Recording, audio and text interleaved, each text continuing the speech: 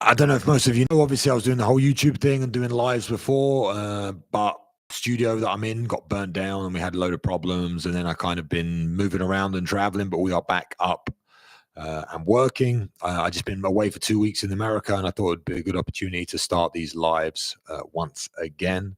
Did a little bit of a Q&A, so I've got some questions from you guys, but if you have any more questions, you can just type them in the chat and we can go through everything. But happy to be back. I'm going to be doing a lot more YouTube stuff now again. Finally got the team up and running. Finally got the studio working. Yeah, and we're back. So it's time to get busy with it. I took 2 weeks out to go to the States. Nice one, Brian. What's happening? And I went out for my boy Lerone Murphy, and he fought in the main event in Vegas. UFC Fight Night, and put on a masterclass of performance against an extremely dangerous guy called Josh Emmett. Anyone who's into the UFC, Lerone now moved to 8th in the world. Will be title shot this year, I'm sure. One more fight probably to really put himself in contention for the title. But a great experience. I cornered Lerone now, I don't know, maybe 5, 6, 7 times. Can't even really remember. All the way back from over on Fight Island in Abu Dhabi. We got a good relationship. He's actually coming out here next week. And it's a real surreal experience for me to go back to America. I used to live in San Diego in California, and I used to travel down to Vegas, drive down. And it's almost like I take a step back into my life when it comes to fighting, because I've been retired now 4 years, and I don't have much to do with fighting, apart from obviously I work with Octagist MMA promotion in Europe, doing huge things, did huge things last year, going to do big things this year as well. I'm a commentator for them. So that's my link and my connection to fighting. And I got a few guys that I still enjoy spending time and working with, and Lerone Murphy's definitely one of them, an extremely talented guy, very smart guy as well. So spending time with him in the US was great. I had 2 weeks out there. So I spent the first week in Vegas, but fight week, for those you don't get, quiet, very relaxed. It's all about Lerone, so it's a very chilled time. We play cards, play a bit of chess. He's getting pretty good at chess now, actually. So I need to start practicing. And we just chill. So we just have a good time and focus on him and get the training in and energy and positive environment.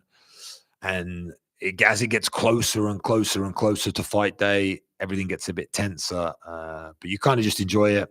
And that's working on the last few fights, obviously now in the top 10, trying to enjoy the experience and have a good time. So we stayed at the Palace Station, which is one of the hotels in Vegas that's like off the strip. And when I was doing my tryouts for the Ultimate Fighter 12 years ago, it was the hotel that I first stayed in. So the first to Vegas was when I was 24, and the UFC put us up in the Palace Station Hotel. It was a shithole back then, awful, like terrible experience. But now it's actually pretty nice. So it's pretty good value. If you go to Vegas and you want to stay somewhere that's, I think it was like $80 a night or something like that. But for fight week, everyone's there. All the fighters stay there. So I went to the Palace Station for the first time in 12 years, and it brought a lot of memories back. So it was 12 years to the day on April 13th that I made my debut in the UFC, which was through the Ultimate Fighter, obviously, and about that week, and the UFC in general that I can talk about, maybe not on air, but why. And going back there and being with Lerone and being around the UFC guys and being with seeing some of the faces and some of the staff, it hit me back. And it's crazy for me because I've done quite a lot in my life over the last 5 years, and they've had nothing to do with the fighting. So I've kind of recreated myself completely, and I even forget that I was in that life, that I was in that thing. And a lot of people ask me, like, will I ever fight again, or do I miss fighting? And I feel like I never even had a fight. I feel like I never fought, and I don't know who that guy is. It was a completely different time in my life.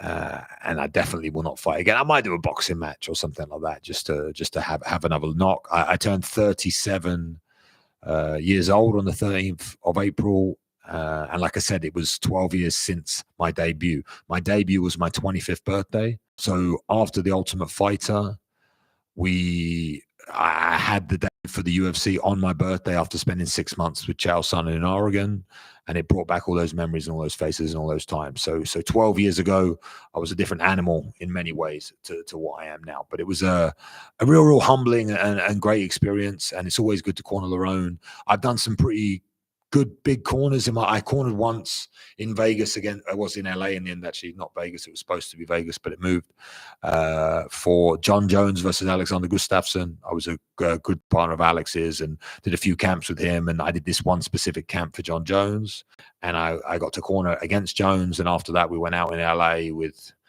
Dolph Lundgren and some of the big names that were at the event. Cool experience. It's very, very different being that close to the action and caring about someone and being invested in someone that's in the fight. And I feel like my strongest attribute when it comes to cornering is being a calm individual in it all, and been there and done that. And I feel like that really pays dividend for the fighters, for the guys. So like, that's what I was for Alex. I was kind of just a spare wheel, a spare part. He had his coaches, and with Lerone, I bring that calm energy. So he goes in there. He's got his coaches, Carl Prince, who's a very, very good friend of mine, and Jordan Barn, who's a fan in his own right. And they're like the tense, like really, really fight orientated guys. And I just come in and bring this different kind of cool, calm, relaxed energy, and enjoy the time, and try and get Lerone to enjoy the time and the team to enjoy the time, and realize what a special thing they are doing. Like being the main event in Vegas for the UFC is a pretty big deal, and you need to enjoy it, and you need to live in the moment, what other people are thinking and what other people are saying, and all that sort of stuff. So yeah, my first week, and then I had one day kind of like enjoying Vegas. Lerone, after the fight, after he won, he was pumped, had a good time, but he just wanted pizza, so we went for a nice pizza in Vegas and enjoyed ourselves. Conversation, we're getting past the party and club stage, I think, a little bit, but then I moved on down to Miami and went to see some old friends there. And I said I'll do a Q&A and answer some questions. So a few people asked some things about the week. Let me get it up here so I can read it, just so you guys can see. So once I got to Miami, I was more work orientated, if you want to call it that. I'm working on a film right now called A Beautiful Kill. If you want to follow the progress for the movie, you can follow on Instagram at A Beautiful Kill. And we're going to have someone following us and documenting the journey and loads of information that will go out on that, so you can see it. And that was kind of my main reason for going to Miami, as well as the fact that they had obviously UFC 314 there as well, and I wanted to go, and it was my birthday, so I kind of just rolled it all into one. But the movie, so I got to go to Miami, and I got to experience. I did a podcast while I was there, which is going to come out soon, which is with a Man of War, which we had quite an interesting conversation about masculinity and what's going on with men in 2025, and my favorite topic. So I spoke a lot about that. That should release in the next couple of weeks. I'm sure you guys will all see that too. But the main focus for me going to Miami was to meet a very important individual to do with the movie, executive producer for the project. The guy's name is Lee Kaplan. He's been in the industry his whole life and is a very influential member of the industry as well. So I was very blessed to have that connection and to be able to meet up with him. And I met Florida International University, FIU, which is where he has a school for journalism and media, and he has an AI section, and he has a filmology section. So filmology, I can't remember how you say it, but yeah, videography or filmology or whatever it's called section as well in cinema. So he heads up that, and the school is named him because he's an Academy Award-winning director. He won awards for Ali, which was the movie with Will Smith, where he did the biopic on him. That was his project. That was his film. And he also did something called True Detectives, which is another big project that he was involved in. So he's the backbone of this project that we're doing in Marbella, bring Hollywood and bring the film industry to Marbella. And that's a big mission of mine in 2025. And this was putting one of the last pieces together by meeting Lee. We went out there and had great conversations about what's going to happen with the film, when it comes to the finance and a few other bits. So that's really moving along now. So that was an extremely important meeting, and I feel very, very secure in the fact that the film will be made now this year, and we will be looking to sell it to some platforms like Netflix or Lionsgate or something like that, and distribute it and get it out. A lot of people ask you questions about the film, and it's a love story about a young rich kid from New York who comes over to Marbella and falls in love with the place and meets a girl that everyone tells him to stay away from because she's crazy. And then he becomes obsessed with her, can't let her go, ends up meeting her, falling in love with her, and she turns out to be a schizophrenic, crazy person. And she makes him do some awful things. So it goes like this beautiful love story to them being this dark and tragic film and this tragic story. So I'll be producing that and being part of that project that will take place this summer in Marbella, and then we'll look to premiere it across the world. We're doing a premiere in New York, in Marbella, and in London as well. So we're taking a few different dynamics. We're taking the place of Marbella and the vibe of Marbella and Spain and the lifestyle here, and trying to show it off. A lot of the films that have been made here in the past, or series and stuff like that, they haven't shown the best sides of Marbella. So we're trying to get away from that, and we're trying to show, what it's really about and what it's like to live here, and all the factors and the reasons that I love it. And that's why I find it's, one of the best places in the world. I'm a very well-traveled man. I'm fortunate in my life, the globe.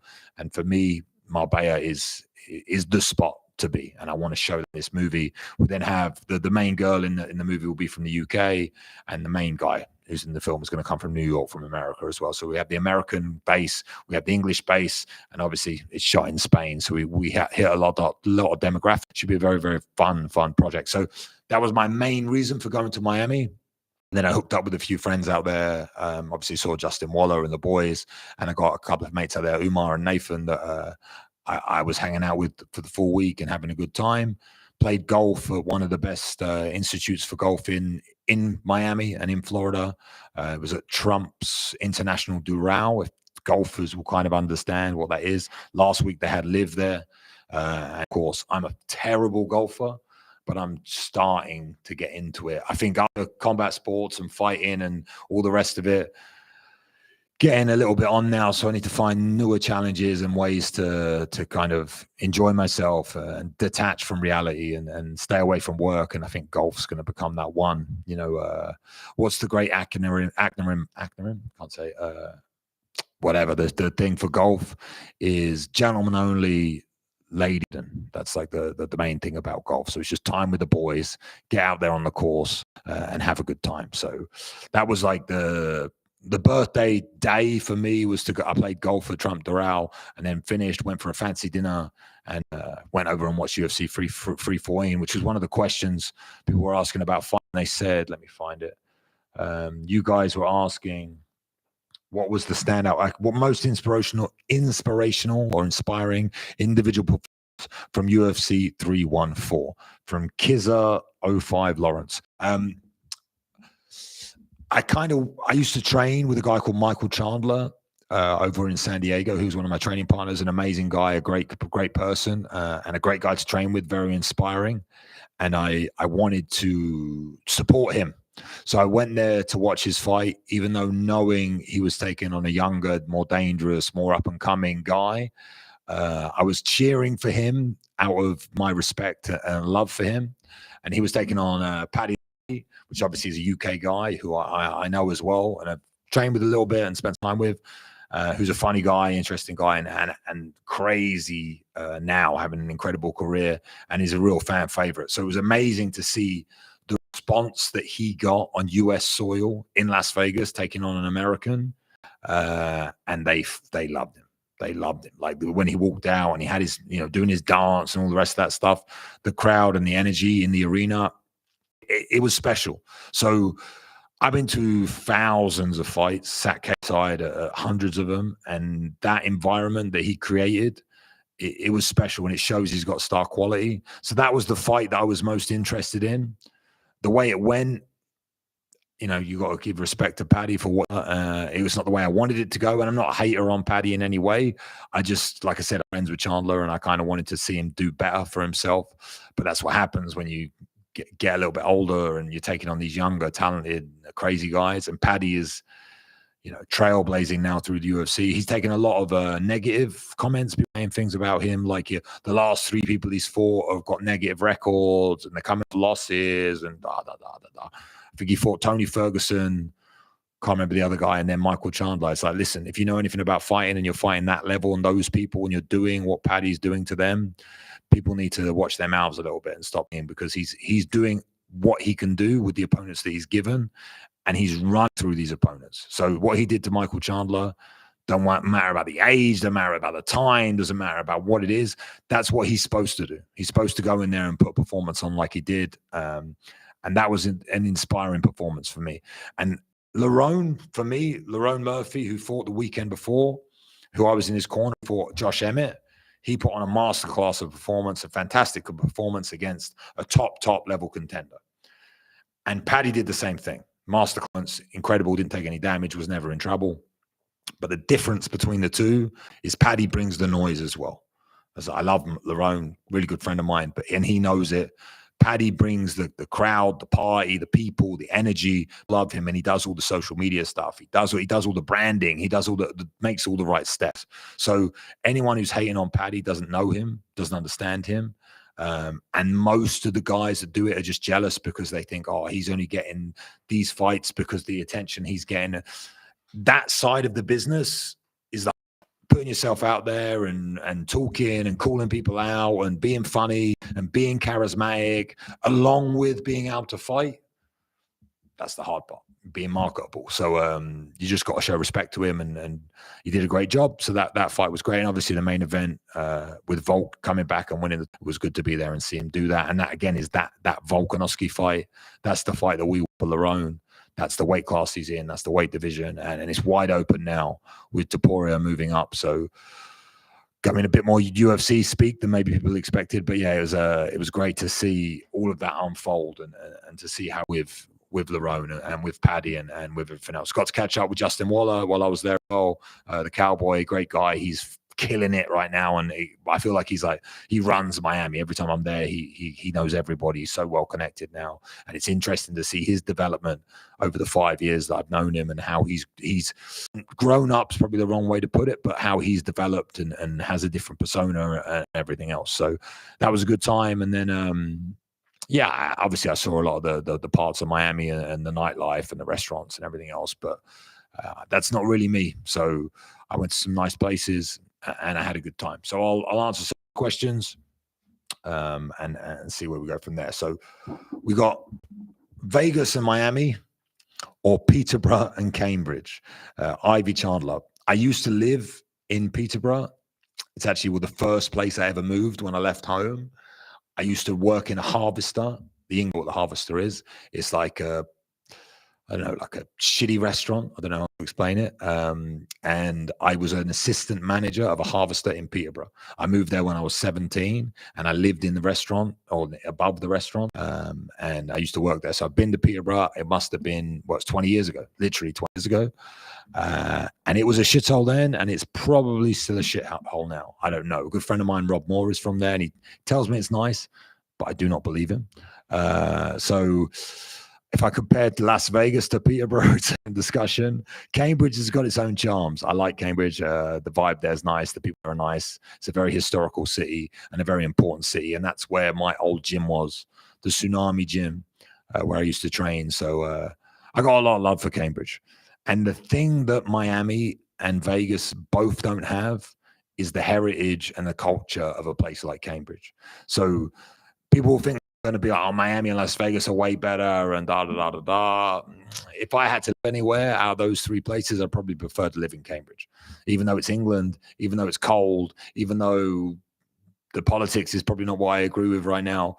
I would say Cambridge is, out of all four of those places, fuck Peter, but out of those four places, Cambridge is a very, very special place and has a special place in my heart as well.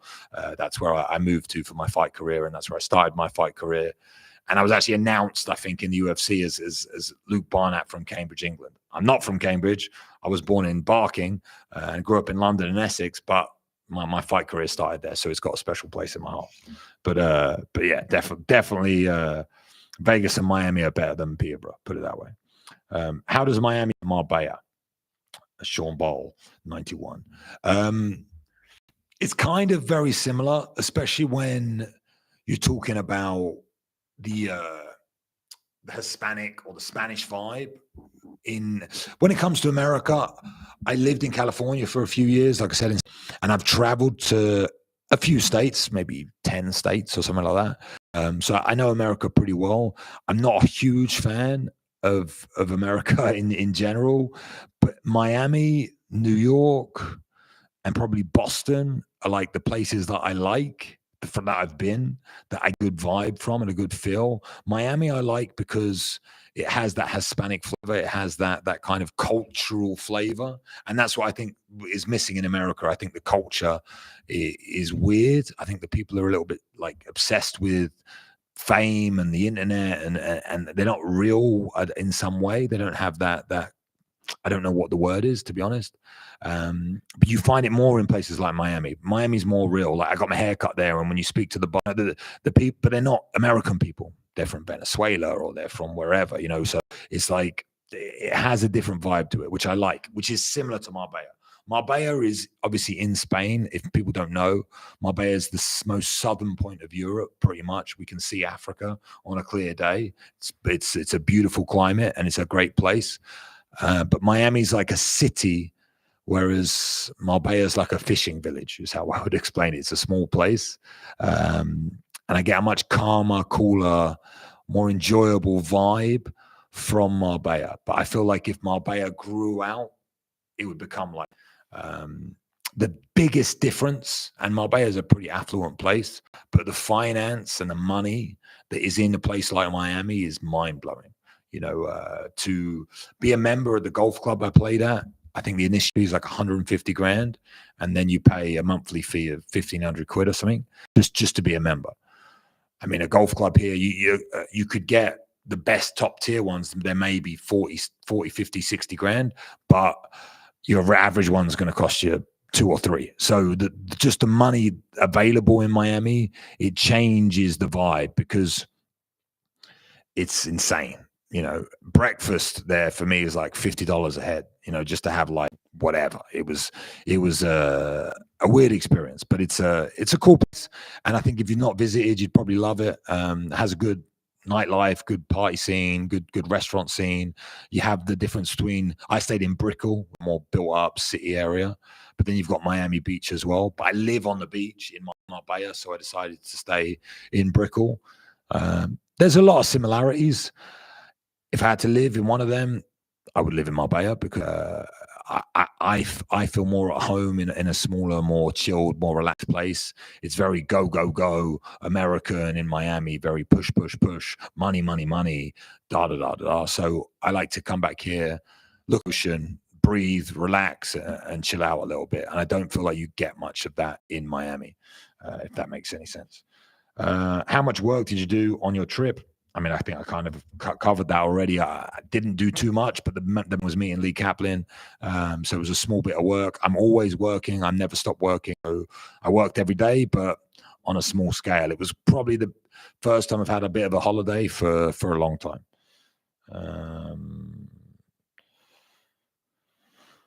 What's the birthday celebration looking like? I played golf and went to the UFC. I don't know if that's what people expected. Favorite thing about the US? I think in America, if you've not been or lived there or spent time there, the amount of comfort that people have and choice and amenities and, you know, it's insane the level of the guys have there. You know, the access that you get to things, stupid things. But like if you go into a supermarket, you have every flavor you could imagine of every single thing. And I think, because I don't live and have that, because Spain is quite a like local produce kind of place. It's cool that when you go to Vegas or to Miami, you can literally have whatever you want, and it's everywhere, and it's very accessible. It's very easy. It's got like a good and a bad end. It's good when you're on holiday, but it's when you live there constantly, and that's why you've got so many fat fucking Americans, I think, because they just don't know how to stop and how to control themselves. But I think that's definitely a positive. Like for me, just the access that you have to everything is crazy. I'd say, I don't know if that was my favorite thing. I really don't know, but I think just little basic things like that, being able to go, every corner has got a shop. It's easy to get whatever you want, whenever you want it, however you want it, all the time. It's like convenient like Dubai, like you can get whatever you want. So that's one of the major pluses that we don't have here in Spain. Is a little bit more, you have to work a little bit harder here to get whatever you want. Do they still love the English accent? Because we're conquerors. Amigo Network. If you don't know Amigo Network, they make some of the sickest edits. So you should check them out on Instagram. Does a lot of Tate edits, but edits too, but they're very, very good. So shout out to them. Of course, I love the English accent for sure, without a doubt. I actually saw when I was in Vegas, a very good friend of mine, John McGuire, who was one of my training partners. He's moved out there to Vegas now. And it's so crazy how the English accent help. Like people think you're smarter than you are. They think you're better than you are just because you got an English accent. I don't know about with women, but like in general, people treat you quite nicely. It's obviously quite an international place, Miami and Vegas, so they're used to having English people there. But yeah, they still love the accent. They still love the accent. 12 years ago, even more, I think, for me, because I was a little bit more looking for that sort of thing. Did I get out to any good nature spots? Unfortunately, no. Probably the most nature I saw was playing golf and all the palm trees. Marbella, why did you pick Marbella as a place to live? I lived in California for around 2 years when I was in the UFC, and the climate is unbeatable. And then when I moved back to the UK, I missed the ocean and I missed the sun. And I live in a beautiful place in Marbella that I can literally leave my house and I walk along the beach every single morning. So my routine is I wake up, I walk along the beach 20 minutes, take a walk 20 minutes back, and then go to the gym. And I have this incredible lifestyle that's relaxing and chill. I feel like I'm more relaxed than I've ever been because of it. And it just has I have a beautiful connection with nature and just this place. I find Marbella, again, if you come here on holiday and you just see the touristy parts and you go out partying and you don't connect with Marbella like if you live here. And for me, I love that chill vibe that it brings. And I would definitely live in Marbella over Miami. I've already said that, but I just find Miami too much. For me, it's too full on. But yeah. Best thing you ate, and I had chicken and waffles covered in maple syrup maybe 4 times in the 2 weeks, and so I'd say that was probably one of the best things that I had. But that, and there's a place in Miami called Mila, which is I've only been Miami 3 or 4 times, but I would say is my favorite spot there. And they do a brunch on a Sunday, and they have everything you could think of. And I went there, and I had actually, when I was in Mila, I had Korean chicken with waffles, and it was unbelievable. So chicken and waffles is going to be the answer for my thing that I ate. But there's so much you can have out there. It's crazy. The food they have out there is crazy. I would say I felt like absolute shit from the moment I landed to the moment because the food in America is awful. In a general sense compared to Europe. I don't know why, the chemicals. And I mean, you can look at whatever Kennedy's saying about it right now in the US, like they just put crazy things in the food. I had In-N-Out burger and I had Five Guys, which was good too. But chicken and waffles probably still top of it. But just in general, day by day, the food, the level of the food is awful. Marbella wins on the food at times, but Mila, this specific place, the brunch they do is sick. So that's good. What else we got? What do most men get wrong about turning older? Well, I don't think it's just general. I think as you age, you go through phases in life. And I think people forget that they don't appreciate the phases they go through, and they transcend through certain things. And you need to accept that, and you need to move through it with grace and move on and change your infrastructure and your circle and who you're hanging out with and what your mentality is and what you're trying to achieve. And I feel like They say something, I don't know if it's every 7 years. Every 7 years, your body is completely new because your cells regenerate. So you're actually a completely new person every 7 years. So like 7 to 14 to 21 to 28, like you go different changes. So that 7-year gap is something I think is probably the easiest way to look at when you transcend in different moments in life. And for me, obviously 21 is a big one, right, for everyone. But when you think about 14, it's kind of when you become a man, if you want to call it that. And then from 14 onwards, 21, you can do things. I left home when I was 17, so I probably moved a bit faster than others. But then 28, is it going to be 28? And I was 31 when I had my first kid. So 28 is probably when I started taking like family a little bit more seriously. And now I'm in a situation where I'm thinking more about heritage and legacy and my kids, and I'm just in a different phase of life. So I'm starting to, rather than living for me, I feel like I'm living for other people now. And yeah, I think people struggle with that as they get older. I think they but maybe people that don't do things with their lives, maybe people that have regrets, and maybe people that work a 9 to 5 and wish they tried and wish they did other things and wish they worked for themselves. Maybe they go through life thinking, and that could hold them back.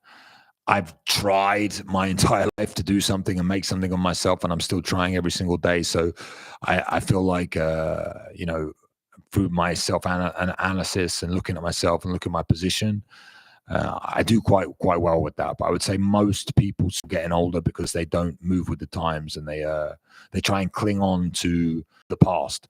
Like I just said, obviously everyone here knows that I fought in the UFC, and I talk about the UFC all the time and my journeys and blah. But I don't cling on that as if it's who I am and it's what I am.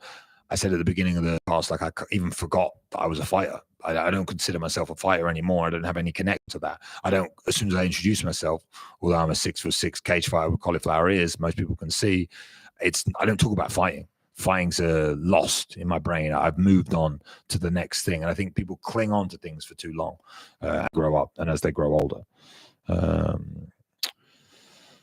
What advice would you give a man who has too much on his plate and is struggling to perform? Oh, Jesus. I think, identifying what is your priorities in life and identifying what is the thing. When you say you have too much, that sounds, I don't want to say weak, but it sounds like you're creating a problem that doesn't exist. It's great to have too many things going on in your life and that you have to work and hustle constantly, because that means your life's full. At least your life's not boring. You got to think of all the people out there who can't achieve anything or haven't achieved anything. So I think when you have a lot on your plate, it's a good thing, and you need to try and identify, prioritize what you do. I like to spend 10 minutes a day in the morning in complete silence, normally with my eyes closed, and just visualize my day and visualize what's most important to me and visualize what I'm trying to achieve that day and what I'm going to do and how I'm going to make that day count. And that will like easily prioritize the tasks that I have to do. And it's very simple. I wouldn't say it's an accurate and organized way of looking at life, but I think you just take 10 minutes every single day to visualize what you want out of the day. You tell yourself instantly, everyone already knows what they want. They just kind of get lost in lists and this and that and that. I just try and get something done that matters every single. If you do that, normally you just want that list of things that you got to do get bigger and bigger and bigger and bigger. And once it does get bigger and bigger, you just knock them down one by one by one by one. You got to think about these people like Elon Musk, who have got running whatever, how many companies worth so much money. They've only got the same amount of time as we have. They don't bitch about having too much to do. They want more things. So I think it's changing the scope of it and not bitching about having too much to do and thinking that you're so grateful and lucky and fortunate to have so many tasks to conquer throughout the day. What's something every man should experience before 30? Threesome? No. I don't know. Before they're 30, some sort of challenge. I think we're now missing this ritual, like coming of age ritual. I don't know if we ever had one in the West, but I feel like men now, we're talking about men. I don't know if I said people or men, but I think need to have really excelled at something and been very good at something and felt you've achieved something. If you got to 30 and you've achieved nothing that you can look proud of, then life's going to be pretty sad. And if you just worked for a corporation or okay, maybe you provided for your family or maybe whatever, but if you haven't achieved something of note by 30, that's like all of your like young essence and strength is gone. You need to achieving some sort of greatness in some field, in some day, in some moment, and some story that you can tell. If you don't have a story to tell that impresses other people by the age of 30, then you've just been wasting your life. And I feel like that's something that everyone needs to consider. They need to hurry up and be quick and get on with it, because the longer you wait, the harder it gets. And there's, hear these stories about, this guy did this when he was 40 or when he was 58. Yeah, cool. As long as you're building towards something and you have passion for it, great. But I think identifying who you are by the time you're 30 and understanding the challenges that you faced, depict who you are.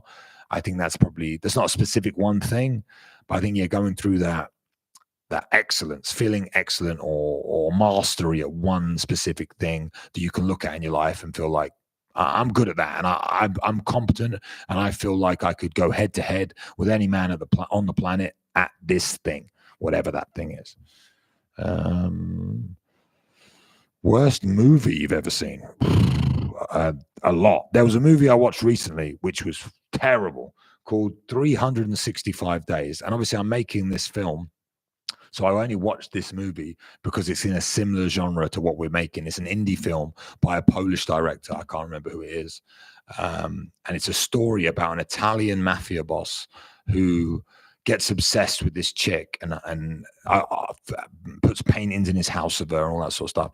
And after 5 years or something, finds her, kidnaps her, puts him in his house, and says to her, "You've got 365 days to fall in me. You will fall in love with me. You can't leave this house until you do," kind of thing.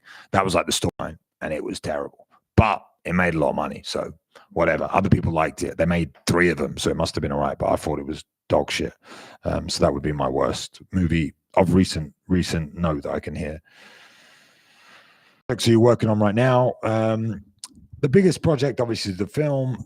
This space that I'm in right now, the studio's back up and running. Casa Creative, we have an online content creators club. So here we have a membership, an exclusive membership for content creators here in Marbella that can utilize a studio every single day. We have co-working spaces, we have events, different stuff. So this club is a big focus for me. Obviously, I'm really involved in the War Room, and I'm doing great things with them and with Andrew, and that's a good time and that's fun. And then I'm in the process of launching an app that will be trying to get my messaging across to young men and make it accessible for everybody. To try and I'm still trying to think of the name, but maybe something to do with manning up, or the Man Club, or trying to help weak individuals find that mentality of a fighter, find that gym mentality that you need as a young man, and something, a platform for people to try and help as many as I can to try and find and conquer that inner essence of a man, and try and push them in the right direction. I didn't mean to do that, but cool.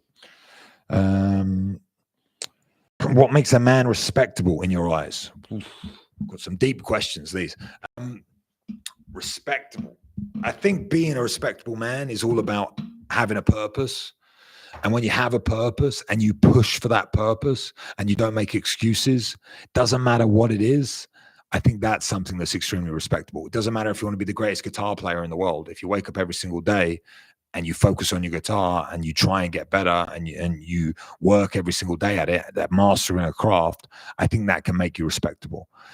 People probably expected a different answer. They probably think about fighting and all these sort of things. But I think having a passion and having a drive and having something that you want to be world class at and you want to stand out at, and you put the work in, and you put other things aside, and you say no to other opportunities to say yes to the thing that you not enjoy doing, but you like feel drawn to do.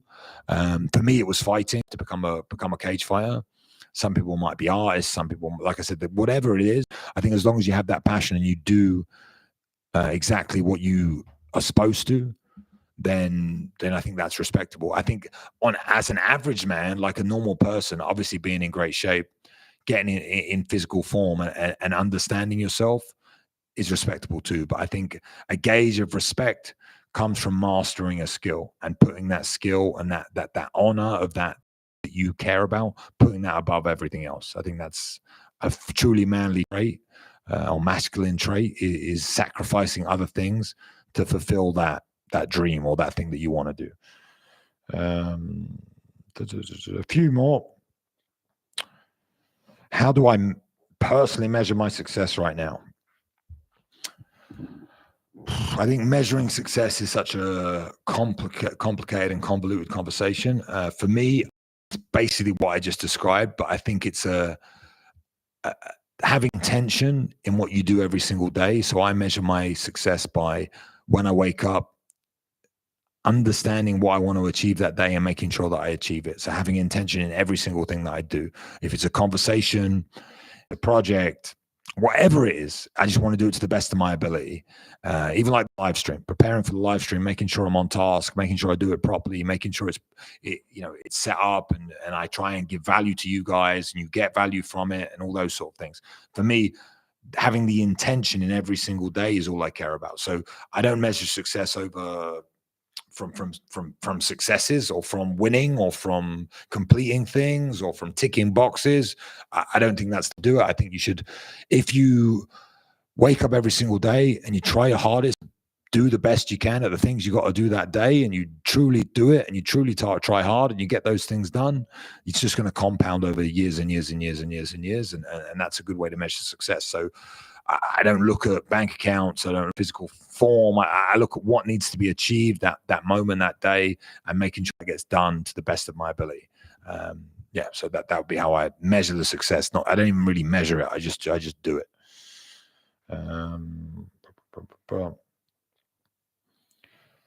If I could burn one socialite idea to the ground forever, what would it be? Jesus. Socialite idea. I think the whole conversation about equality, I guess that's a socialite idea. I'm trying to think what even counts as a socialite idea. But I think the ideology that everyone is equal just pisses me off, because if someone works harder than you and becomes better than you at something, they deserve to win at that thing. So we all start at a base. I'm talking about men here more than women. I'm not talking about the equality between men and women because that's a stupid conversation. But like most guys, they feel like the world, I think it comes from that ideology of equality. I think it comes from everyone believing they're the same. Everyone is different. Everyone has different strengths. Everyone has different abilities. And the people that double down every single day, like I just described, with intention and pushing themselves to become better every single moment of every day, they deserve a lot more in this world than some guy who works off and does fuck all. So this whole equality, and they're talking about, the people talk about basic income and the government paying. I just think that whole mentality of allowing losers to be losers pisses me off. We come from a species, humanity is built off of winners.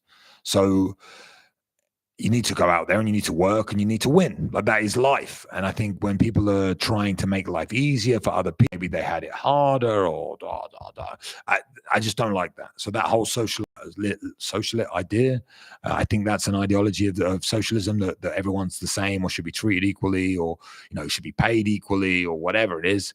It's all bullshit. I think you get out this life what you put into it, and what you deserve. And the people that put in the effort and try the hardest are always going to win and always going to do better off.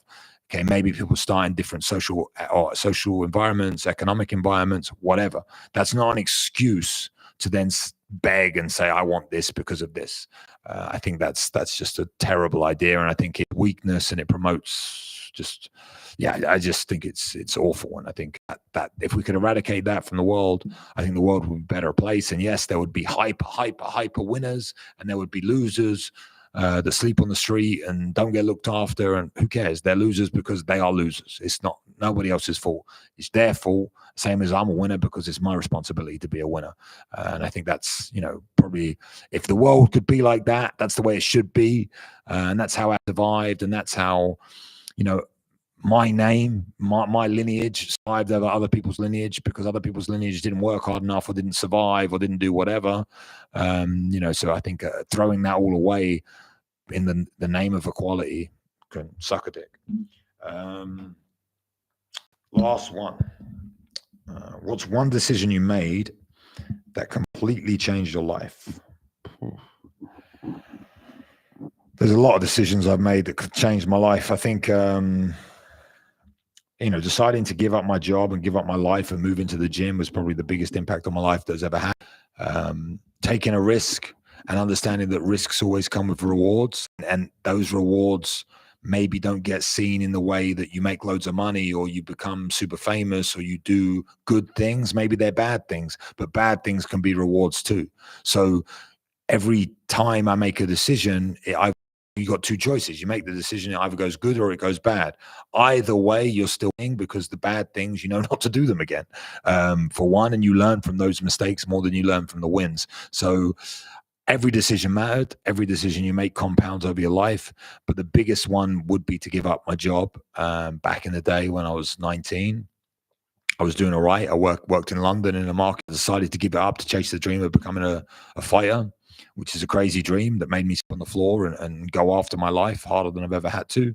And it came with challenge, and it came with hardship, and it came with misery, and it came with the horrible days, dark days, but it came with a lot of bright and good days as well. And I think that's what life's about. I think making decisions and living by the good and the bad, I think that understanding that changed my life. So moving to Marbella is another big decision that I made that paid off massively. There are many that you could say, like picking my wife and being my wife and deciding to be with her and marry her was a decision that changed the trajectory of my life. There's a lot of little decisions. But yeah, definitely getting in a fight gym, having big, strong, scary men around me calling me a pussy and telling me that I need to man up every day for years. Until I became the big, strong, scary guy that was saying it to other people. That was probably the biggest impact, if you want to call it. So yeah, that would do it. I think we out of questions. I'm not sure how long we've been going, but I'm going to try and do these a little bit more regularly now. So obviously I understand we're just warming up, and it's good to have these questions and to go through it. I think overall, my America, those 2 weeks, it gave me a lot of clarity on my situation and where I'm at and what I'm doing with my life, and a lot of things to be grateful for. I had a lot of time to myself, and a lot of time to think, and a lot of time to process. I'm in a bit of a strange part of my life right now, trying to decide a few things, and we'll see where it all goes. I think if I wake up every single day with intention and work hard, only good things can come. And I think that for you guys too, and I think it for everybody. And I appreciate anyone who give me their time and their energy, and everyone who asked the question. If you asked the question, I didn't answer it, then ask me again on Instagram, and I'll try and get back to you. But yeah, I think America is great and has its pluses, but I'm extremely proud and happy that I was born on this side of the world. The UK may be in trouble right now, but I'm starting to be British, even though I've not lived there for 12 years. And now I live in Marbella, which I think is the most beautiful place in the world. I've traveled to around 90 countries, and this is the one that I call home for a reason. And I'll continue to be very, very proud of it. And here at the Marbella Podcast Studio and Casa Creative and everything we're trying to build here, I have a lot of solid foundational product going on here that can really change Marbella and be a part of the infrastructure here. And I'm trying to do the best I can for the people around me, and for myself, and try and leave a name in lots of different ways. And we'll see how it all goes. If you have any questions, just reach out to me. Appreciate a nice one, Brian. Sorry. Thanks for tuning in. San Diego. Okay, I lived in San 2 years. It was a beautiful place. I don't know what it's like now. I don't know if it's changed with the blue state taking over and everything else. I mean, it's been a blue state for a long time, but 12 years ago, it was an absolute paradise. I'm sure it's still a paradise. I lived in a place called La Jolla and trained at the Alliance Fight Academy. So it was great. The live is restricted. I don't know what that means. You can only join using the link. Okay, great. Well, that's an error we made. We'll have to change it next time, but it's all good. Nice one, Mohammed. Well, you managed to get here, so it's all good. But yeah, thank you guys for tuning in. I hope you enjoyed it. Like I said, loads more to come. Lots of exciting projects coming up. Lots of lives, unlisted. Okay, I don't know. Never mind. We'll do another one maybe in a couple of weeks or maybe next week. Just let me know if you guys want it, if you enjoyed it, if you have questions, if you have any topics, want me to talk about anything specific, just let me know, and we can go from there, and we'll then make something fun. And I'll see you later, Big G. See you later, Rocco. Nice one, bro. Peace, guys. Don't know how to end this even.